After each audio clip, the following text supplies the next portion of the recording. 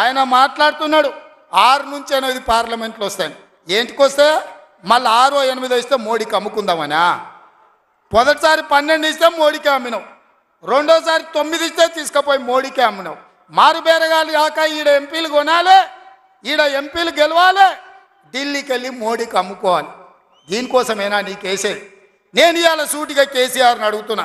ఈ దేశంలో ఉన్నాయి 2, ఒకటి ఎన్డీఏ కూటమి, రెండోది ఇండియా కూటమి. ఎన్డీఏ కూటమికి మోడీ ఉన్నాడు, ఇండియా కూటమికి మేమున్నాం. మా దాంట్లోకి రానీయము, మా నీడ కూడా తాకనీయం. ఆ ఇంటి మీద పిట్ట ఈ ఇంటి మీద కాలిస్తే కాల్చి అవతలేస్తాం. నువ్వు ఎట్లకెళ్ళి అవుతావా? మరి నేను అడుగుతున్నా, ఎట్లకెళ్ళి అవుతావు? 1 2 ఏదైనా గెలిస్తే ఢిల్లీలో తాకట్టు పెట్టి మోడీ దగ్గర గులాంగిరి చేయిస్తాడు ఆయన. అందుకే మిత్రులారా, ఆలోచన చేయండి. ఇవాళ ఈ రాష్ట్రంలో, ఈ దేశంలో పేద ప్రజల ప్రభుత్వం ఏర్పడాలి అంటే 10 ఏళ్ళు ప్రధానమంత్రిగా ఉన్న నరేంద్ర మోడీ ప్రతి పేదవాడి ఖాతాలో 15 లక్షల రూపాయలు వేస్తా అన్నాడు. ప్రతి పేదవాడికి ఇల్లు కట్టిస్తా అన్నాడు. ప్రతి సంవత్సరం 2 కోట్ల ఉద్యోగాలు ఇస్తా అన్నాడు. రైతుల ఆదాయం 2 చేస్తా అన్నాడు. ఎవరి ఖాతాలన్నా మోడీ 15 లక్షలు వేసిండా? మిత్రులారా, వేసిండా? మీకేమన్నా ఇల్లు కట్టించిండా? మీకు ఉద్యోగాలు ఇచ్చిండా? మన ప్రాంతానికి ఎప్పుడన్నా వచ్చిండా? పోనీ మీ ప్రాంతంలో ఆదివాసీ బిడ్డ స్వయం బాబురావుని ఎంపీ గెలిపించిండు, మంత్రి పదవిని ఇచ్చిండా? మరి ఏమి ఇయ్యనప్పుడు ఈ ప్రాంతంలో మోడీకి ఓటెందుకు వేయాలని నేను అడుగుతున్నా. మీరు ఆలోచన చేయండి. ఇవాళ మతం పేరు మీద ఒకడు, మద్యం పేరు మీద ఇంకొకడు రేపు ఎన్నికల్లో ఓట్లు అడగడానికి వస్తారు. ఇవాళ మతం ఒక రకం మత్తు అయితే మద్యం ఇంకొక రకం మత్తు. మోడీ కేడీ ఇద్దరు ఒక్కటయ్యి కాంగ్రెస్ను అడ్డుకోవాలని చూస్తున్నారు. అందుకే మిత్రులారా, ఆదిలాబాద్ను దత్తత తీసుకునే బాధ్యత మాది, మా ప్రభుత్వంది. మీకు యూనివర్సిటీ ఇచ్చే బాధ్యత మాది, మా ప్రభుత్వంది. మీకు తప్పకుండా తుమ్మిడేట్టు ప్రాజెక్టును కట్టే బాధ్యత మాది, మా ప్రభుత్వంది. తప్పకుండా సదర్మాట్ పూర్తి చేసే బాధ్యత మాది, మా ప్రభుత్వంది. కుప్తి ప్రాజెక్టును పూర్తి చేసే బాధ్యత మాది, మా ప్రభుత్వంది. కడెం ప్రాజెక్టును మరమ్మతులు చేసే బాధ్యత మాది, మా ప్రభుత్వంది.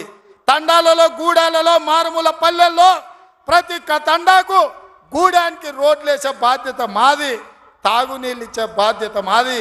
పేదోళ్ళ పిల్లలకు చదువుకోవడానికి పాఠశాలలు ఏర్పాటు చేసే బాధ్యత మాది. ఈ రాష్ట్రంలో 2 లక్షల ఉద్యోగాలు నింపే బాధ్యత మాది. 2,07,000 నింపినాం. ఇంకా 1,93,000 ఉద్యోగాలల్లా 15 రోజుల్లో 15,000 కానిస్టేబుల్ ఉద్యోగాలు నింపుతాం. ఇవన్నీ చేసే బాధ్యత మాది.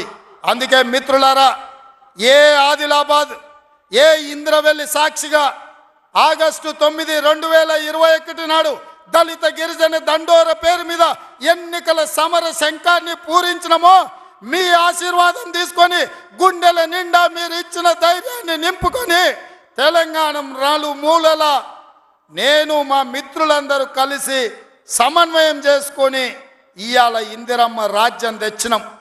అదేవిధంగా ఇవాళ మళ్ళీ రాబోయే లోక్సభ ఎన్నికల్లో ఈ దేశానికి రాహుల్ గాంధీ గారు ప్రధానమంత్రిగా చెయ్యాలి అంటే కన్యాకుమారి నుంచి కశ్మీర్ వరకు 150 రోజులు 4,000 కిలోమీటర్లు మండు టెండల్లో, మంచు కొండల్లో నిర్విరామంగా పాదయాత్ర చేసిండు.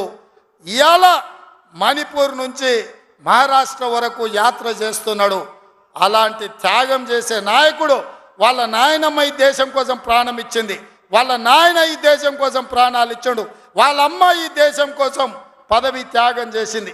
అలాంటి గొప్ప నాయకుడు ఇందిరమ్మ మనవడు ఈ దేశానికి ప్రధానమంత్రి కావాలి. రాహుల్ గాంధీ ప్రధానమంత్రి కావాలి అంటే ఆదిలాబాదు గడ్డ మీద కాంగ్రెస్ జెండా ఎగరాలి.